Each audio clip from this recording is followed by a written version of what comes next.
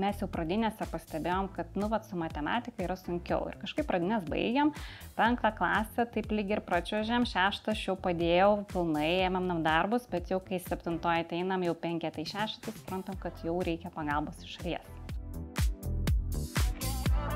Nebuvo tikslas seka mokyklos temas, jokių būdų. Mes glaistom spragas, tik tais ties tuo.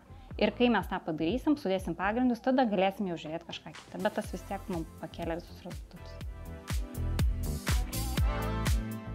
Savigarba ir savimi pasitikėjimas tikriausiai buvo svarbiausia dalis mokytojo, užtikrinti, kad nesvarbu, kad taip yra daug spragų, taip tu nesupranti, bet tas pasitikėjimas ir mokytojo ir vedimas keliu iš tikrųjų labai davė didelį pokytį. Ir labai, kai mes pirmą semestrą uždarėm vos su 7, antrą semestrą gavo pirmą 10, mes galvojom, mes iš vis įsirėminsim tą 10, po to tie 2, tada 3.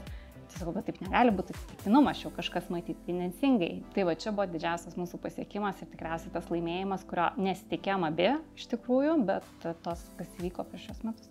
Tai uždarėm su 9.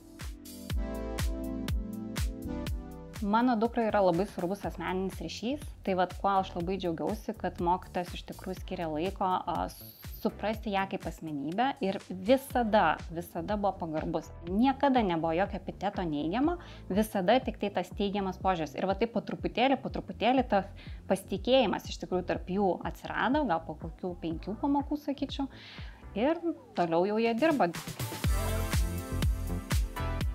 Aš manau, pasitikėjimas savimi vis tik yra tas svarbiausias faktorius, kurio reikia vaikams, kad jie tikėtų savo jėgomis.